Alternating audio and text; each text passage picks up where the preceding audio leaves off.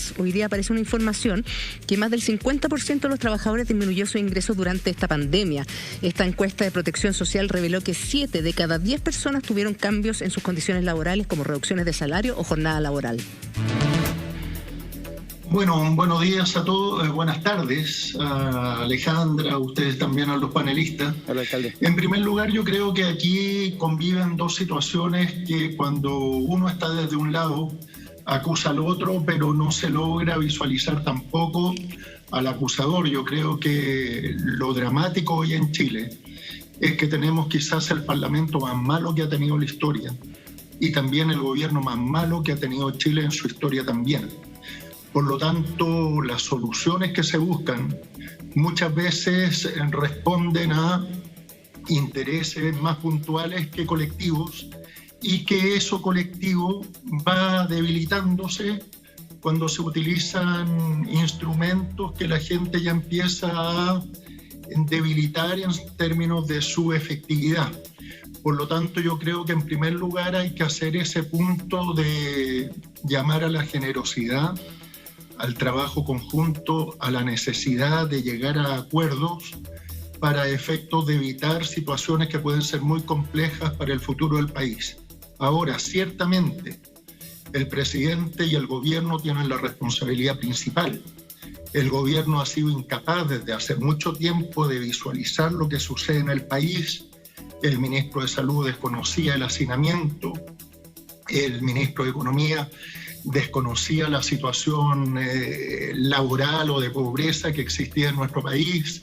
Ayer o antes de ayer, el dueño de los pollos de Chile, el señor Aristía, desconoce el trabajo esforzado que hacen todos los trabajadores de Chile durante el año, y por lo tanto yo creo que el gobierno tiene la posibilidad de mostrar generosidad en un momento en que solo ha demostrado mezquindad, egoísmo y simplicidad en el análisis de los temas.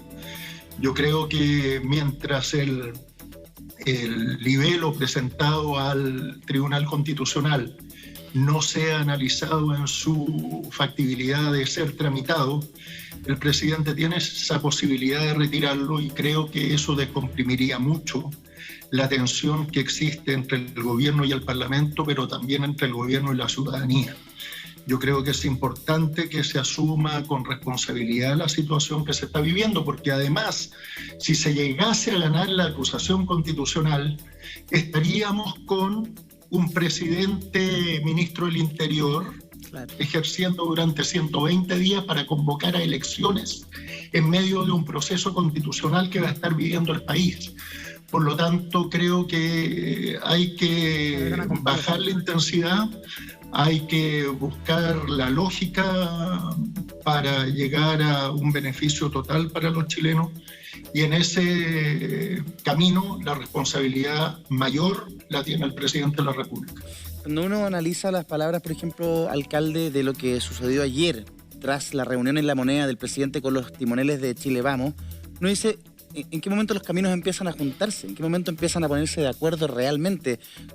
Se creía o se pensó en algún momento que esa reunión podía ser para articular alguna especie de arribo a puerto. O sea, ok, ya, nos perdimos por goleada en el Senado, veamos cómo sacamos adelante este tercer retiro y que los daños sean los menores. Sin embargo, yo tuve la sensación, tras las palabras del presidente de la UDI, Pablo Macaya, por ejemplo, que había una especie de defensa de la acción del gobierno. Entonces el presidente de la UDI dice: Chile ve como su clase política no se logra poner de acuerdo. Pese a esto, dentro de 15 días más se comienza a pagar un beneficio para 15 millones de chilenos, lo que es positivo. Entonces, ¿en qué mundo, en qué realidad 15 millones de chilenos se ven beneficiados, y para una gran parte de chilenos esa ayuda simplemente no existe? O sea, somos 19 millones, entiendo. Somos. Acuérdense el censo. ¿Cuántos somos? ¿15, 18, 19 millones? 19. Ya. 19. Pongámosle que ya somos 19. A 4 millones no se les va a ayudar porque me imagino que son muy privilegiados, y a los otros 15 sí, pero si tú le preguntas a la gente, o sea, ahí a viva voz, en la calle, en cualquier parte de las redes sociales, hay una sensación de que la ayuda no llega. Entonces, por eso digo, ¿en qué mundos sí y en qué mundos no? Yo creo que si el presidente no retira la objeción que está haciendo en el Tribunal Constitucional, yo creo que hay que declararlo interdicto.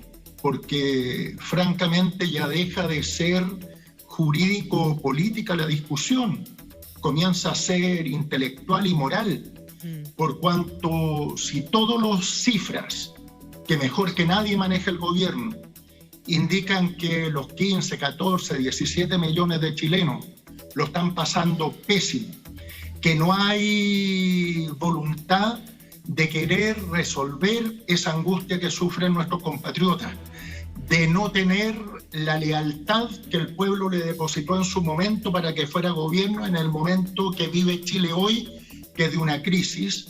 Francamente ya la discusión deja de ser política, deja de ser jurídica, deja de ser un tema de acusación constitucional, sino que, como decía anteriormente, creo que linda en la interdicción del presidente y la demencia moral que estaría demostrando al no hacerlo.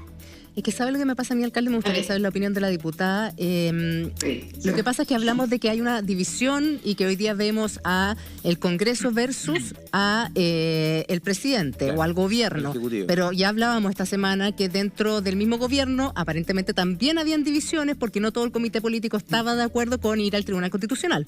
Y hoy día se da a conocer un estudio que realizó entre diciembre del 2019 y diciembre del año pasado y que fue elaborado por la Subsecretaría de Protección Social, que midió el impacto de la crisis sanitaria en los trabajadores de los chilenos. Y la verdad es que el resultado de este estudio, que es el 7ª encuesta de protección social del 2021, son demoledoras. Entonces, mira, por ejemplo, dicen, más de un 50% de los trabajadores disminuyeron sus ingresos. El nivel de endeudamiento en los hogares aumentó en un 39%. Entonces, ¿de qué estamos hablando? O sea, por un lado, tienes súper claro la realidad de país, que hay más de un 40% de hogares que están endeudados en el último año. Eso no quiere contar a los que venían de antes del estallido social, sino en el último año, y además de una reducción salarial o pérdida del empleo. Entonces, más encima no se entiende finalmente qué están haciendo, diputada. Pero, mira, yo primero una rectificación en algunas cosas. Yo creo que la clase política sí está de acuerdo. ¿No? Yo creo que la clase política sí está de acuerdo. O sea, nosotros hemos tenido hoy día no 3/5 ni 2/3, tuvimos 4/5, o sea, más del 70%, incluso más, de diputados, diputadas y senadores hoy día votaron a favor del tercer retiro. O sea, aquí hay un acuerdo y tiene que ver con el realismo, con lo que está pasando en la calle, las personas, las familias. Entonces, aquí lo que pasa es que el presidente de la República está solo. Y yo diría solo incluso, yo imagino que muchos parlamentarios, ministros, también están pensando exactamente igual. Candidatos presidenciales de su propia línea también le piden al presidente que retire el requerimiento al Tribunal Constitucional.